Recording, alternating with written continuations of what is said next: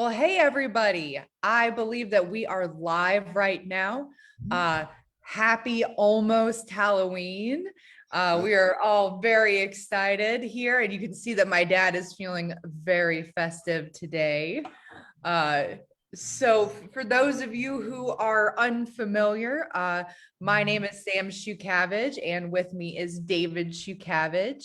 And behind the scenes, as always, is Amy Dresky, our director of client fun. Look, I'm festive.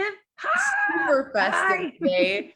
I came on and I was super underdressed, but I didn't have a chance to pivot. So I'm very unfestive. But we are Carolina Retirement Planners, and you are here joining us for our happy half hour, which we do every Thursday here on our Facebook page, where we bring to you some kind of snippet of financial information, but in the most entertaining way that we know how. It is definitely entertaining. I love the part. That's like my favorite part. And I love Thursdays. Yeah, I kind of think of it as infotainment. You know, we try to teach something useful, but we try to do it in a fashion suitable for a 4:30 on a Thursday with your favorite beverage in hand. So That's a perfect word for it. and what are you drinking today, Sam? I'm actually, the last few weeks I've been so busy, I've only been drinking sparkling water, but today it actually looks, on my screen, it looks kind of red. Actually, it's kind of cool. I'm drinking a Nebbiolo Rosé. What about, well, Dad, I have a feeling that you're drinking tea. That's right. I'm drinking herbal tea. You're psychic. Hibiscus gives it the color, you know? Amy, I think that what you're drinking today may be tying in with the national day today, right? Oh my gosh. Isn't it National You are Chocolate so psychic. Day? You're like super psychic. Look. I know, I'm feeling. Oh, I'm drinking a Yingling Hershey Porter. A Yingling Hershey Porter, I guess, you know? Yeah. And why does that tie into today? Well, like I just said, it is National Chocolate Day, which is teeing us up just perfectly for the impending Halloween. That's right. You can't get better than that. Well, there's probably National Chocolate Day is up there at the top of the list, you know, with maybe National, IPA Day or National Lager Day, or, just. All right. I have to come in really quick and say, I am the house that I give away the full size candy bars here. So we have the full size. Yeah. A lot of kids in your neighborhood. Oh, it's ridiculous. It's like silly. And we'll run out. I think we have, I don't know, I'd have to go count. We went to Costco and they have those big ones, the big boxes that you buy. And I want to say that we have like 8 boxes of those. And yeah, we'll run out. Oh, there's my dog. But yeah. Okay, I'm going to work now. Bye. Oh my goodness. Wow. So Amy's the house that all the kids in her neighborhood know. They're all talking about her right now. They're like, you've got to go and check out this house. They give out the full size candy bars. So that's cool. We used to always know which houses to go to. Yeah. And our house is like crazy decorated too. It's insane. A local dentist says, go to her house, They do. Yeah. And as always, we don't know that you're here unless you type hi into the chat. So we'd love to know actually what if you're dressing up for Halloween, or what your favorite Halloween costume is. That's what we asked in our emails today or this week, and we had some pretty interesting responses. We did. Jim says that his favorite was dressing up as Dracula. Oh, Beverly, she said this wasn't her costume, but in 2nd grade, she remembers that somebody dressed their son up as a corn stalk, which I think is pretty great. Or it's a corn shock, so it's like the bundle of corn. Right? Oh, I thought that was a typo. I thought that was a typo. So a corn shock, that's a word? I believe so. Oh, wow. Okay. Cool. And Barb, of Barb and Dan, she grew up in upstate New York, and those of you who may have transplanted from that area know that Halloween is often very cold. In fact, you kind of get your first snow. And her mother, made their own costumes, and they had to make a costume that was big enough to fit over a snowsuit. If you folks here in the South may not know what a snowsuit is, but No. and her favorite was one where she was a hobo, and her mom sewed a great big heart on the butt of the hobo outfit, and she went out there with her heartful hobo butt. Aw. And Darlene, she said that growing up, her favorite Halloween costume was wearing a nun's habit, which I would imagine was also probably very warm. And we have both the yin and the yang, because Jacqueline says that their two favorites were classic from 2020 Dracula, and also a sexy she-devil. So Awesome. And I love this one. Jennifer said that her favorite costume was going as a mouse, and her friends were the trap and the cheese. I love that one. I thought that was so creative. I thought that was pretty good. great. I know people have gone as like the three blind mice, which I think is also a great outfit. And Benji says it may not be his favorite, but his mother thought it was funny. She made up a jack-o'-lantern costume, which she then stuffed with balloons to fill it out, and they couldn't get through doors. So I know that was my first Halloween costume was a pumpkin. I would imagine many babies' first costumes is as a pumpkin. And I know the only picture that we have of it is me. My face is just about as red as the pumpkin because I'm sitting there screaming. I think that's when we took you up to the church camp up in Burgaw, near Burgaw. I don't know. Remember that night. Gosh, that's funny. I don't know. I was a newborn, so. And let's see, we got some folks to say hi to real quick before we get into today. We're gonna do a few different financial things and decide, are they tricks or are they treats, or a little bit of both? And so that's coming up. But we always like to say hi to who's here. And Bruce is here. Some lady named Sandy is here. And there's we got another mom. We got Amy. Another mom, Teresa. Brad is here. Ed, who I just talked to, is here as well.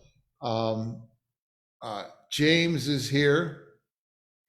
Alexandra's here, and Randy. Hey, y'all. We have Jay and Carter. Good to see you again. Nadine. Rick is here. Lanny, another regular, is here. She likes my Dracula laugh, I think we did it on the promo, so we'll have to do it at the end here, Yes. Carolyn, Rick and Marcy are here. Paul is here. Phil, and Ed's going to a party in a funeral home as a vampire. Yeah, you could probably rent funeral homes out this time of year and do pretty well, Yeah. And Barbara,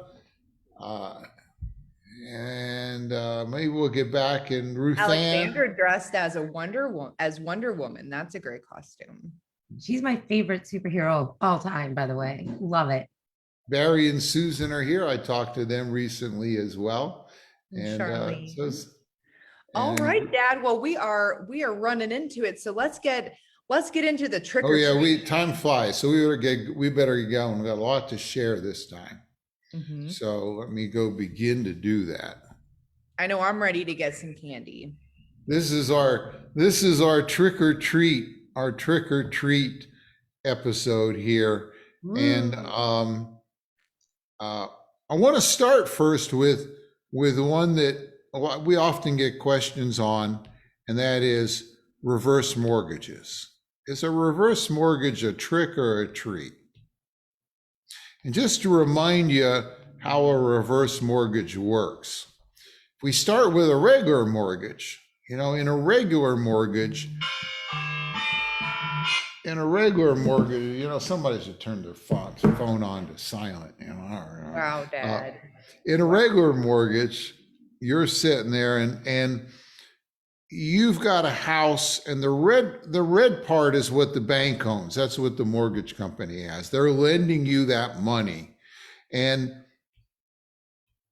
you're putting money into the house to pay the interest on that. Mm-hmm. But you're also putting some money in to pay the principal. And over time, you start paying more and more money into the principal, and the house fills up and the interest gets less and less. And eventually you own the house. All the money in the house is yours. I currently look more like where it started. Yeah. Well, with the reverse mortgage, you start with a house either full money or partly full money. And now you say, gosh, I got all this money in the house. I'd like to get it out. How can I do that? So what happens is you go and the bank begins to pay you the money out of this house, begins to give you this money. And as time goes on, the house goes down and down, and you're also building up interest in here, but the interest stays in there. In other words, you don't have to pay the interest, but it keeps growing. The interest amount keeps growing as you borrow money out of the house. And then at some point in the distant future, or some point in the future, either you leave the house, move somewhere else, or you pass away, and your heirs basically sell the house, or you sell the house, and you use the proceeds to pay off the mortgage, what they owe you, and all this interest, and what's left goes to your family or you. And it's nice because I can get the money out of the house. Now, there isn't there a lot of I've heard a lot of warnings about reverse mortgages. What are the things that people that people here are some of the bad things about a reverse mortgage is the interest rates are high. In fact, there's a lot of fees associated with them because the bank is taking a lot of risk. If for some reason the house is worth less than what's left, they could end up owing money or losing money. But here's been my experience, and I've been at it for 20 years or so, or this is my 20th year doing this, if you will. And back 20 years ago, reverse mortgages were pretty sketchy. And there were a lot of people, trying to, and maybe still are, a lot of people going to seniors and trying to get a reverse mortgage when they shouldn't. And there weren't a lot of choices, and there wasn't a lot of regulation. Over the last 20 years, a lot more companies have gotten into the business. There's better regulations, there's more competition, and they've become a lot less sketchy and a lot more useful. Now, to me, it's kind of money of last resort because the fees and the interest are high. If you want to go for a reverse mortgage, it's one of the last things you want to do. But I'll give you two examples that we've experienced that are where I think it was appropriate. And one was we have a client who lives in a community. I know many of you live in that same community, and there's a lot of activities and everybody knows each other, and her and husband lived there, and her husband passed. Now, she didn't quite have enough income to stay there and support everything, but she didn't want to leave because all her friends are there and everything. So we did a reverse mortgage on her house, and that is now paying her. And the way you set it up, it'll pay you a guaranteed income till you die or leave the house. And she's now able to stay there and enjoy all the friends, and it added the right stability to her life. We have another client, very smart lady, professional lady, and this is an interesting way to do it. In her case, she had the house still had a mortgage on it. Let's say she had maybe half the house was paid off and half she was still making a mortgage payment every year. Well, what she did is she went and she took the reverse mortgage and used the reverse mortgage to make the mortgage payment. And so basically she no longer had a mortgage payment. She eliminated her mortgage payment. Now, the downside of a reverse mortgage is you're going to leave less to your heirs, if anything. So you're literally kind of spending your inheritance down. But in her case, that wasn't a problem. So she did that. There are some really good companies, and we vetted. I've personally gone out and vetted some local companies for ones that I think do a good job. But for the right person, it couldn't be a treat. But you don't want to do dumb things like take the money out of your house to go invest it. Someone says, "Oh, I'll make you more money on that. Get a reverse mortgage. Let me risk it in the market." That's a trick. So for the right person, it can be a treat, but you want to be sure it's not a trick, but we're getting better and better with them. So that's reverse mortgages. Now, next we come to everybody's favorite. And Sam, what does this symbolize? What is this? This is Bitcoin. And we actually did a whole happy half hour on Bitcoin. We did one way back in January on Bitcoin. And a lot of people are saying, hey, is this Bitcoin? Am I losing the opportunity to get rich? And, we're all kind of wondering, is Bitcoin a trick or is it a treat? I want to give you just a little perspective, and I think the jury is somewhat still out, but let's think about Bitcoin, and I think Samuel Clemens may have said this: history doesn't repeat itself, but it rhymes. Now, if we go back and look at some things in the past, one of the things we have is a little investment that this gentleman lost a lot of money in. And you know who this is, Sam? It's Sir Isaac Newton. I was trying to think of a cute pun.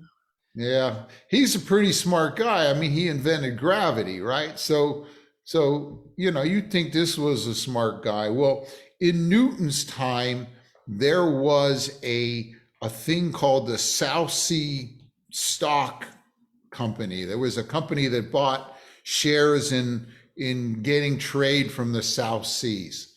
And you can see this is like 1720 here. Actually, it's February of 1720. Newton bought in, and then a couple of months later, maybe by March, he exits and he makes a decent amount of money. His friends stayed in and they got rich. And then Newton got greedy and he re-entered the market. And you can see what happened. It peaked and then it fell way down. And then here Newton gets out broke in like November of 1720. So between like February and November, within 1 year, we had this crazy up and downs. Another one of these in history occurred back in the 1600s. This is around 1630 or 36 and 37. This is the great tulip bulb scandal. For some reason, people thought tulip bulbs were going to be worth a whole lot of money depending on the color and all. And everybody, rich and poor, were investing in tulip bulbs. And you see, they went up many, many times until very quickly they collapsed. Now, you might be out there saying, how can people be so dumb to think that tulip bulbs should go up by this incredible amount? That just seems like, to us, might be a really dumb thing. Well, this is Bitcoin. you know, it's so showing the same sort of thing where you've all read about how Bitcoin's going up by hundreds of a percent.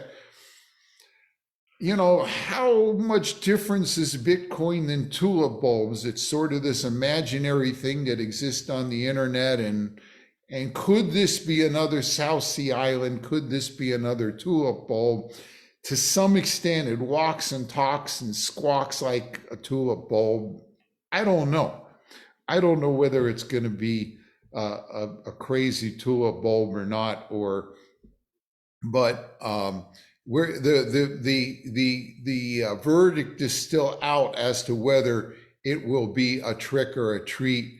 There is another sidekick to Bitcoin, if you will, and that's called Tether. And Tether is a Bitcoin, if you will, or a thing called a stable coin, where you go to Tether and you give them $1 and they give you a e-coin worth $1. It's supposed to be tied right to the dollar. One Tether is supposed to be equal to $1. And so, you know, you gave them $1, they should have all the dollars for all the tethers that are out there. Well, the US has begun to look at this. People are looking at what Tether's doing. And for instance, this is from I've got the reference here, but they found out that from 2016 to 2018, the CFTC, what's CFTC stand for? It's the Commodities Futures Trading Commission. Yes, they're in trouble with it's regulated by the Commodities Future Trading Commission. They could only account for like 27% of the money that Tether had out there being held in actual currencies. You know, it's like a lot of people are out there playing games with these new things. And where did that other money come from? There's not a lot of transparency. There's not a lot of regulation. And so some people could find out that it was one big trick. And I could show you some other things if we had a happy hour where we could look at some other things in history where this was the case. Now, I will say that these are all based on a thing called the blockchain. The blockchain is a new technology where we kind of keep a ledger in the internet in this elaborate system. And when you think about it, the reason we go to a bank with a checking account is so that when we put money into the bank, they got a little ledger. They say you put a 20,000 in your checking account, and when you write a check or use your debit card, they keep track of that ledger for us. But we have to pay them interest and fees and things like that. And that's why the banks are so rich. The blockchain has the ability to replace that ledger almost at very little cost, if any cost, the way it's designed. And so the blockchain has the opportunity to upset many of the financial institutions, banks and whatnot that we are so used to. And the verdict is kind of out on what's going to happen there, but it's going to be interesting. I think the thing that's going to be most interesting is not whether stablecoin or Bitcoin or whatever Tether win, but how the blockchain is going to change our very world. People are talking about incorporating companies on the blockchain. Well, if I got a company, I'm going to. You've been talking a long time about the blockchain. Yeah. Anyway, so that's the blockchain. Now, one last thing, trick or treat. There are a number of companies that have come up and said, you can trade stocks and we're going to trade them for no fees. Robinhood is one. No fees to trade. Now, Sam, if you don't know how they're getting paid, what does that mean? If you're not paying for it, you're the product. That's right. If you're not paying for it, you are the product. And so how does Robinhood make money if they're not charging you for trades? Well, they're using, and we'll see, about 75% of their money last year came from a thing called PFOF. And what does that stand for? Payments for order flow. Payments for order flow.